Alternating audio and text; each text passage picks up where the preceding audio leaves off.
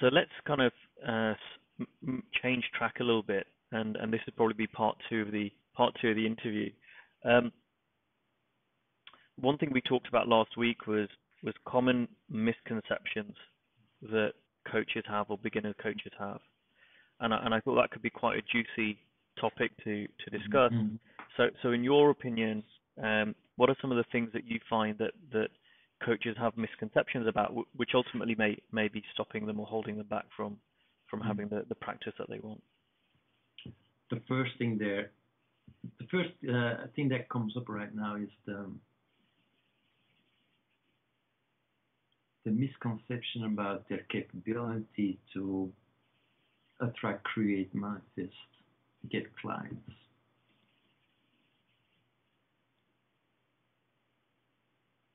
People are far more capable in doing great things, including creating great business and attracting more clients than they think they are possible. Uh, or they can. One of the things I found is that people often come in with school and well, I want to create 5, 6 figures business. So, and what is that gonna get you? Well, it's gonna give me the freedom to take my kids on a holiday, or it's gonna give. I'm sure I do not have to go back to the job I hated. Or, but where it eventually comes down to, and that and this is so funny for me, and is that when they get to this successful business, however, whatever it looks like for them, they will finally believe that they can do it. So there is this idea that I found in many courses, regardless of where they're at in the world, what their cultural background is or what their religion is that there's a sort of when I get when I can create clients and when I can have a profitable business, I will trust and believe in myself that I can do it. And that's like sort of an upside down Mm. starting point for me.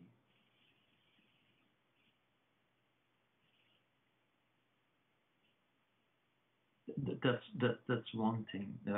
There's lots of misconceptions around sales, about what sales really is, what marketing really is, what networking is, all the practical things what one does. We can go into more depth of around sales or marketing if that's useful for you. Does that make Yeah, sense? yeah. No, let's talk about that. And I think just to summarize the last point you were saying, it's I like that it's you do well. Maybe this is slightly different to what you were saying. Maybe it's not. But what I see is that the good thing is you don't need to believe in yourself. Mm-hmm. And I don't know if that's different to what you're saying.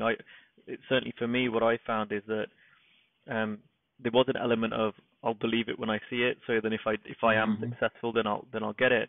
But what that was holding me back from was, oh, I don't know. It was something that was I was never really taking the action that I could be taking. And when I turned it around in terms of, well, I know intellectually I've got everything that I need from Mm-hmm. understanding the principles. I might not viscerally know that in my body right now, but that's okay. I don't need to know that. I can like, and I heard you say before as well. I did a short video on it, testing versus trusting. Just go Mm-hmm. and test, go and take action, go and try things out, go and fail, um, rather than thinking I need to believe in myself first, Mm-hmm. or I don't know, something else. Just go and act anyway. Yeah, what comes up to me now is that um, well, people have it's a broad generalization, but most coaches I admit they worked in a work environment and haven't been an entrepreneur or a self-employed, and they take that employee mindset of do how to do things with them in the new business. I think that's the wrong start because it takes a different attitude, a different way of seeing at things to make this sort of work, right? And like I said earlier on, it depends on where your overall consciousness is. That makes some things work for you and some things totally unnecessary for you.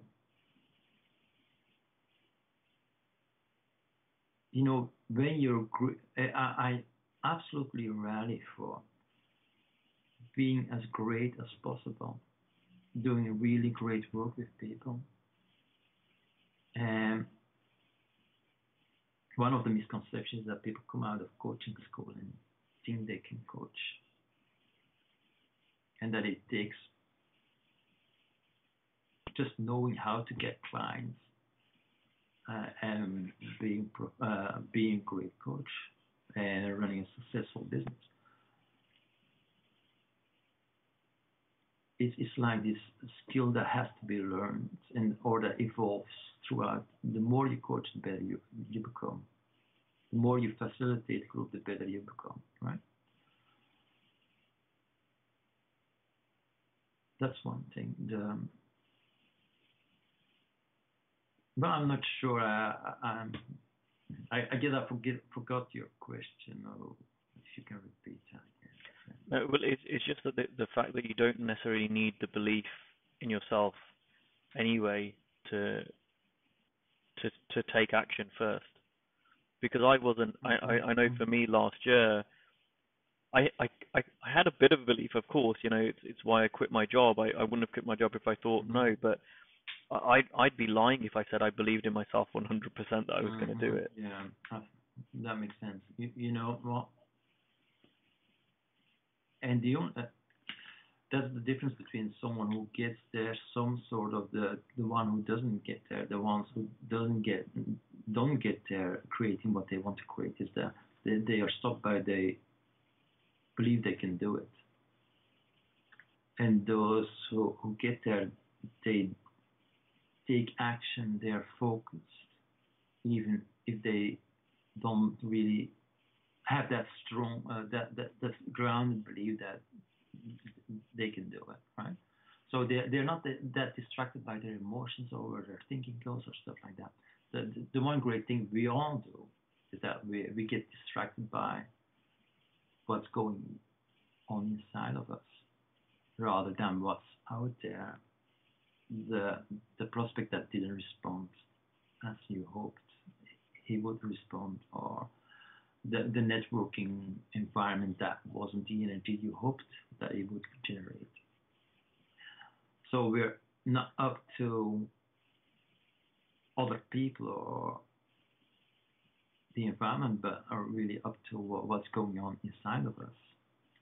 And the one thing that helped me and many other people think is not being, you know, it's going to always be there. There will always be like negative thoughts or positive thoughts or whatever, but not being so distracted by them, and rather learning to get focused and trying to do one thing at a time. So people start with, I need a website, I need a business card, I need a logo, and they're like 5 months down the road, they're still working on their website and they haven't talked to one person, because they look outside of them and they see this great other coach, and they have their website and they have their logo, and they're like, I need to have that as well. So how many, just again to make it clear to people, how many clients have you got via your website? I know you've had a website for many years. Right. That's a good one. I built my back in 2002 to 2003. I built my first website. It was the ages before WordPress and so it was like HTML coding and stuff like that. Back then I didn't have the money to outsource that, but I still wanted to have my website, because I thought, okay, if I got the website, it's going to generate clients. So I built that website, and basically after, I had to admit 2 years later that the website didn't generate zero clients. And that wasn't because there's much more than just the website. It's just a part of a chain funnel. If you want to take it to the internet and the online world, and things shifted a bit with social media, but it still are different parts chaining together, and eventually it's about having the conversation one-on-one with people. And it's so much easier to just show up and talk to people than spend your energy on creating something beautiful that people rarely react to unless you understand internet marketing, how to internet, and but then there are other factors. You want to have a niche, you want to do some really great copywriting and stuff like that.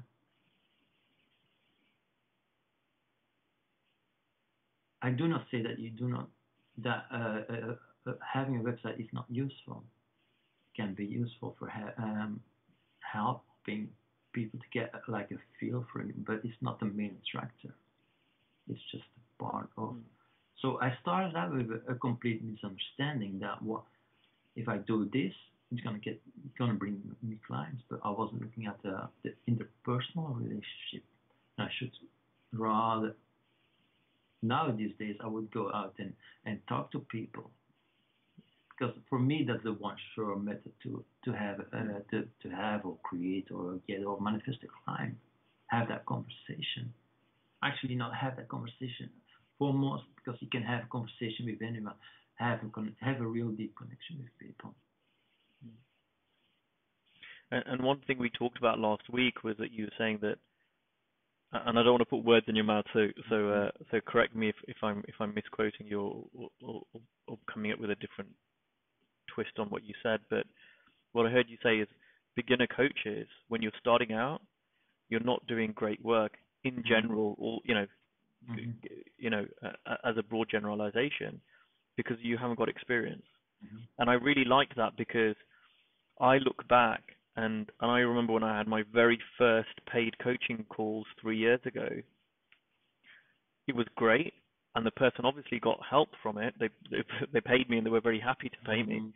But a year later, the quality, what I think of the quality of the calls or the conversations, was so much higher. And then again, a year after that, it's gone higher, and then a year after that, it's gone higher. And I know going forward, it will only get better as I get experience. And certainly this year, when I've been doing it full time, the volume of conversations I'm having is massively increased, and therefore my learning curve's increased. But could you kind of just say a bit more about that? Because I thought it was a very valuable point. Yeah, it's interesting. Earlier this morning, I was thinking about this interview, and then the thought came that over the last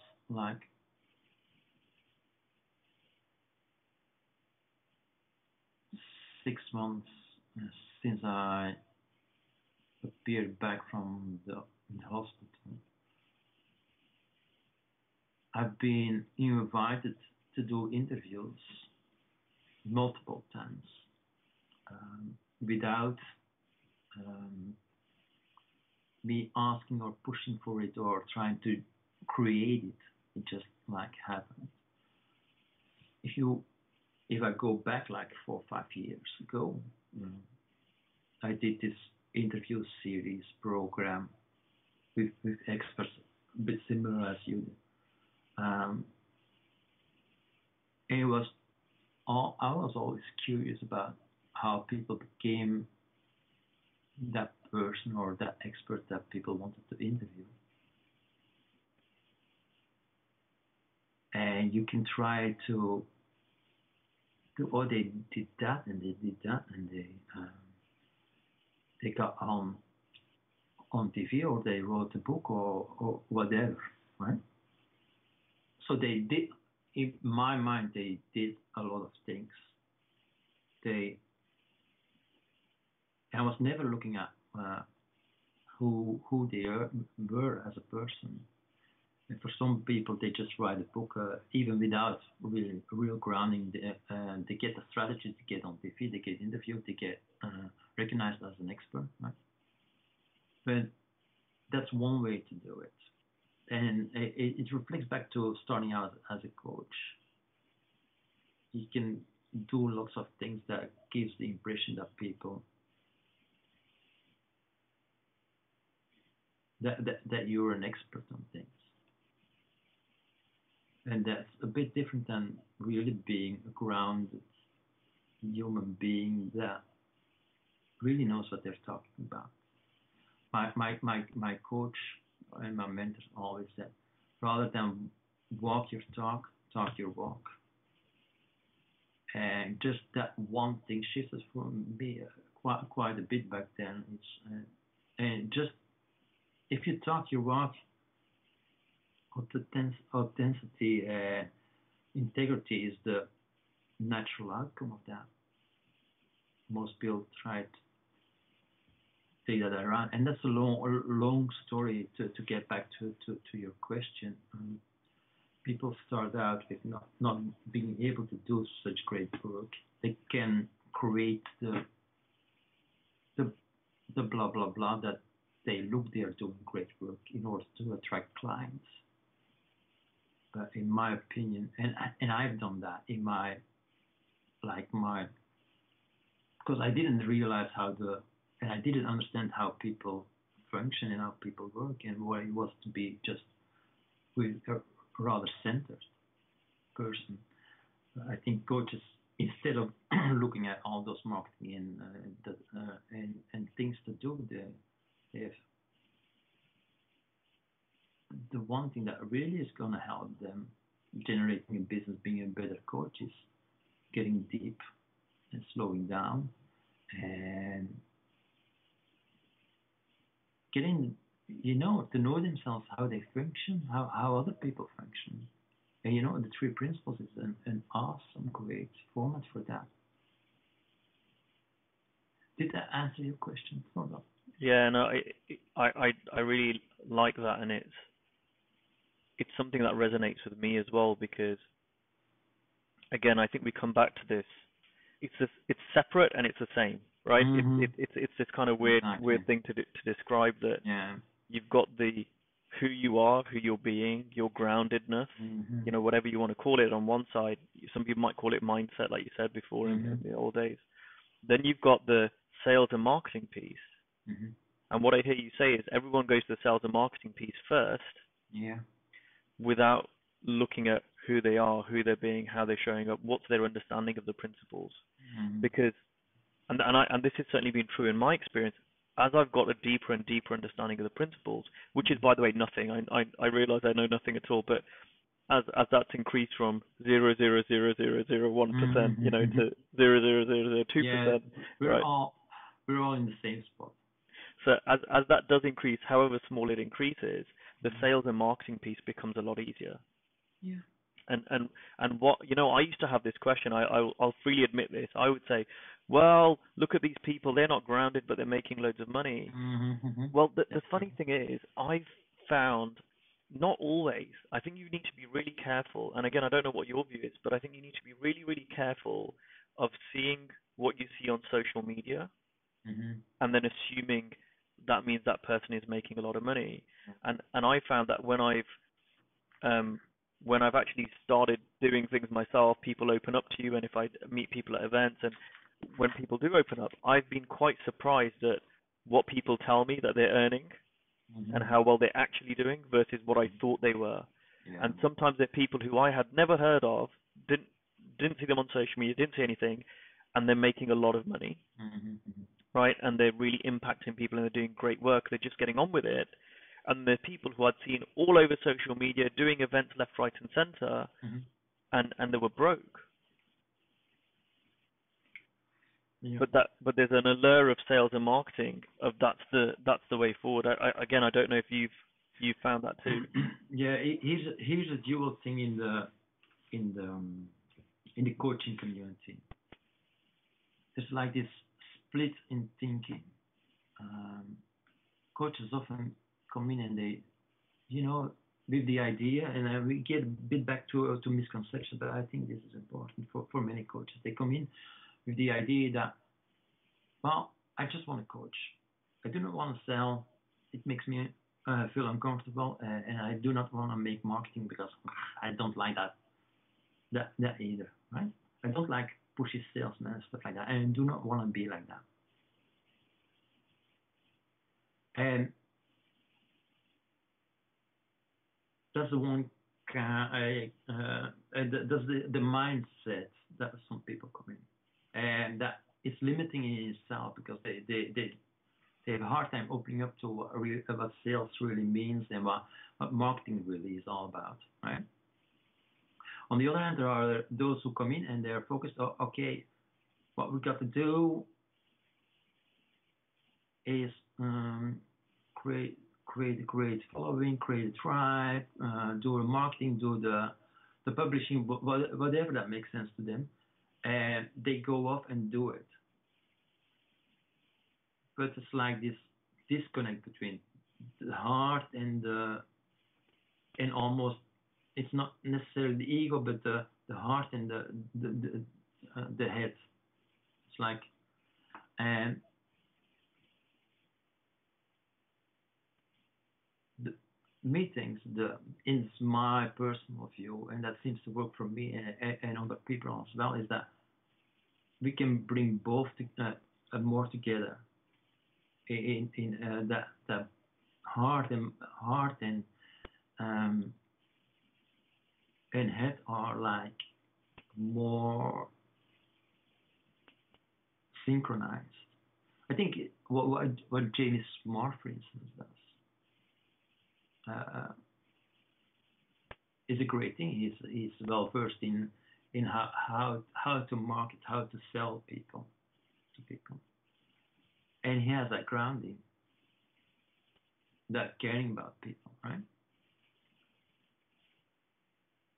Although setting up a business like Jamie doesn't have to be your business format or your. So there's sort of the knowing where you are and what you want to create, and and that's split between those two fractions, and especially those who are struggling with I just want to coach. The marketing and sales bit is a bit hard because and it's not necessarily about not necessarily about their aversion for sales or marketing. It's sometimes rather about their uncertainty, about just really connect with people and really being out there having great conversations with people, and then it all falls away. Sort of, it becomes a mixture, and you do sales and marketing very natural, and you do great work on the other hand, and people tend to flock to you because they heard about you that you do great work. And 95% of my clients are all referrals. I do not have to focus anymore on LinkedIn or marketing or stuff like that. Yeah, not in the way I used to do. Anyway, I'm also at this stage much more natural and much more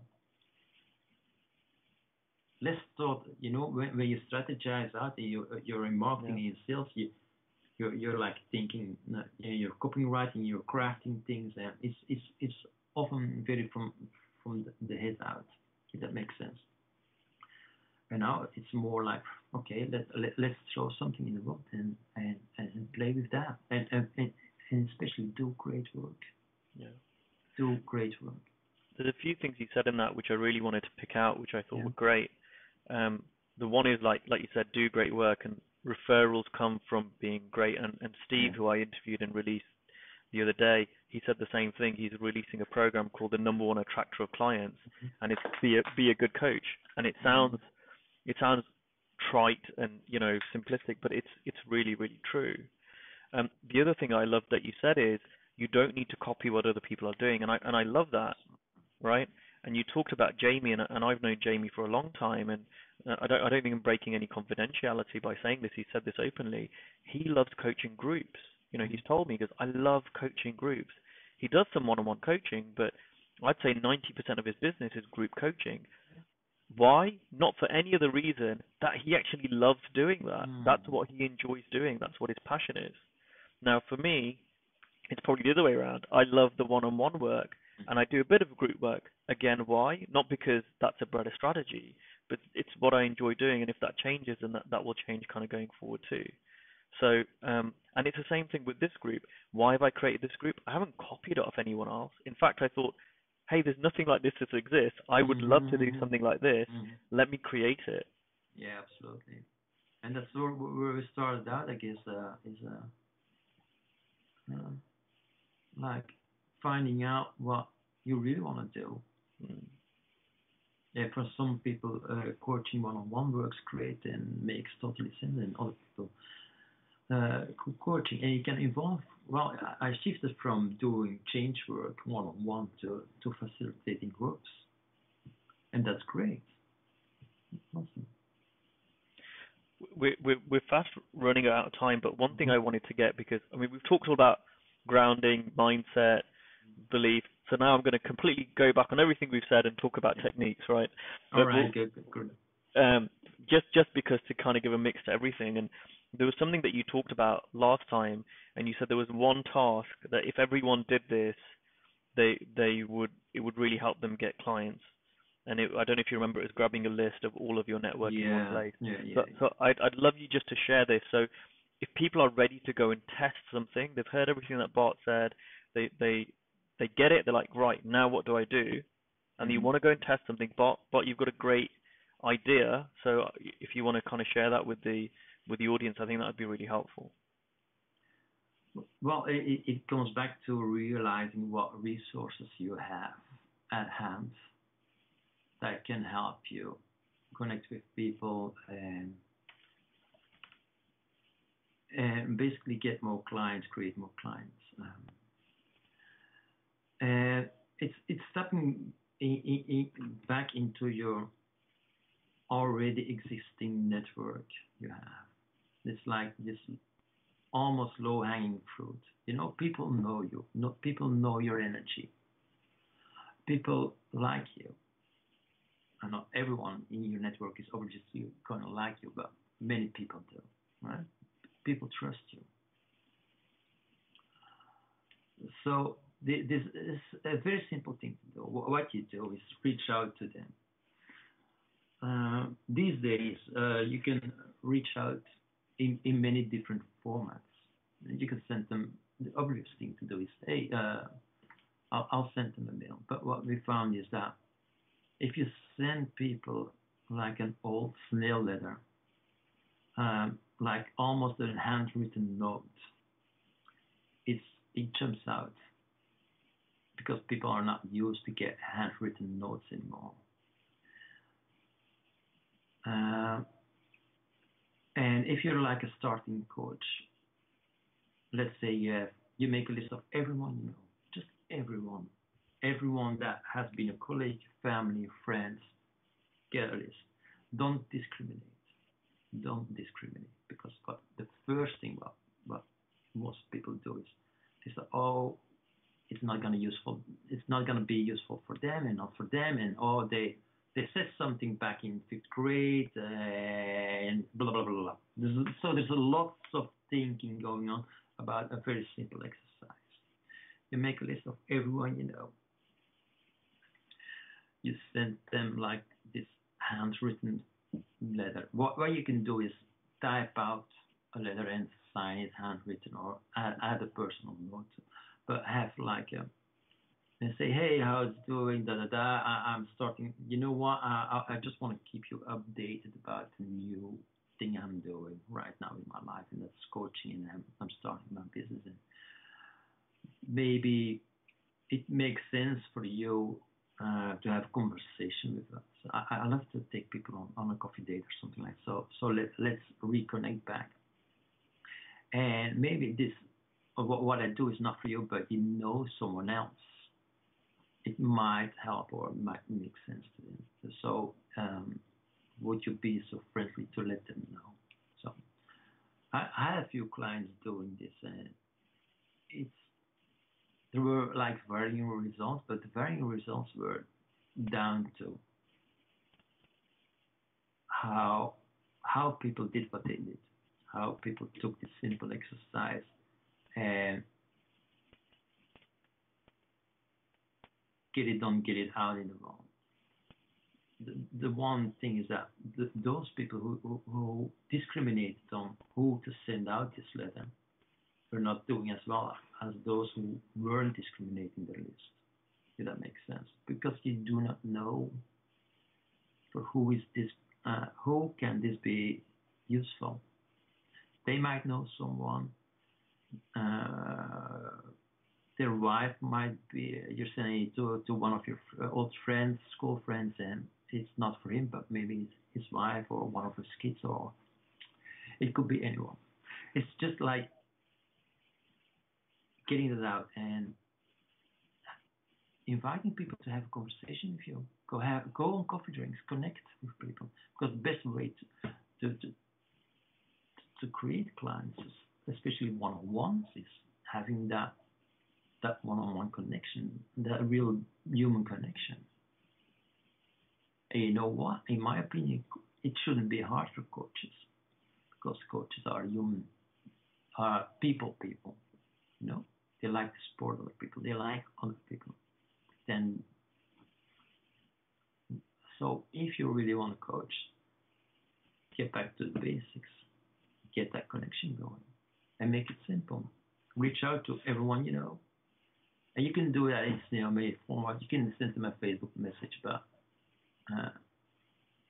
we found that just writing a letter to them, and it might take you it might take you like 2 weeks to get 200 letters created and posted.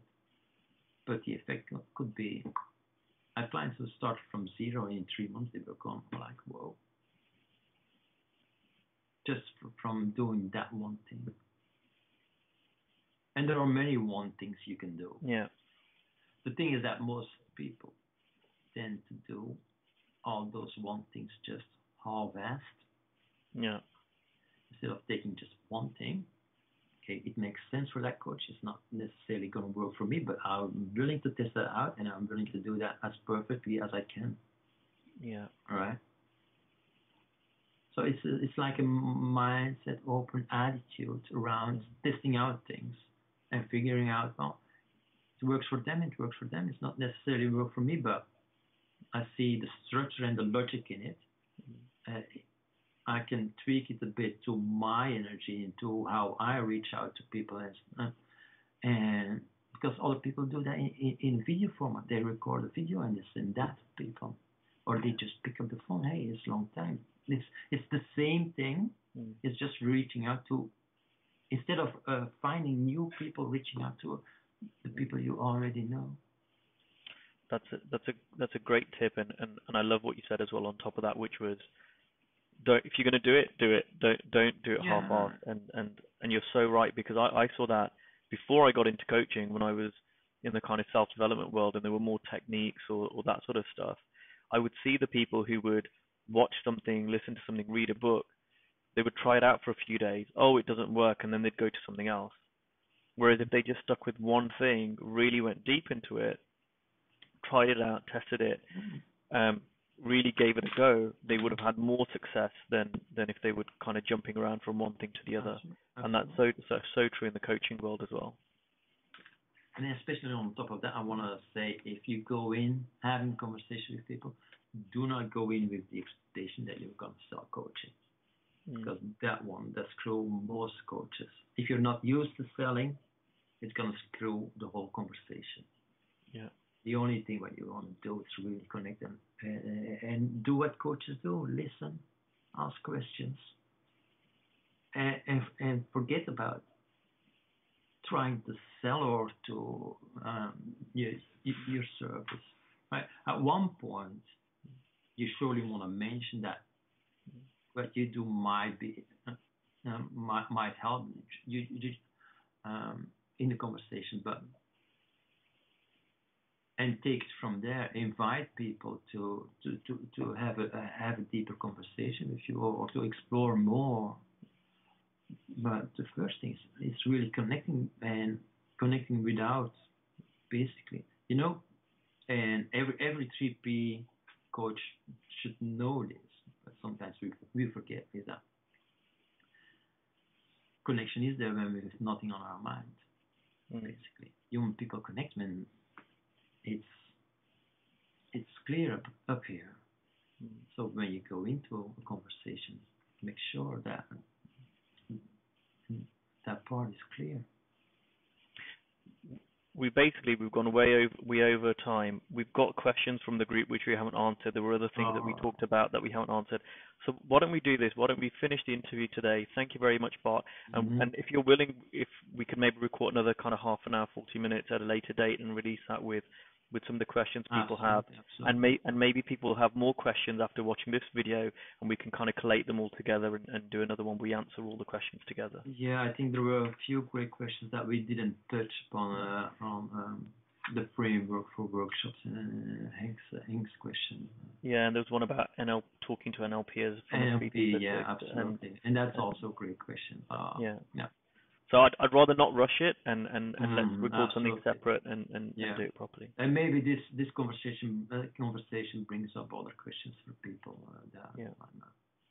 Okay, great. Cool. Well, thank you so much for your time, You're Bart. welcome. I'm glad it You're worked welcome. the second time round. I know we had a false start last week, but it's been a great conversation. Okay. Good. All right. Great talking to you. Have fun. Thanks.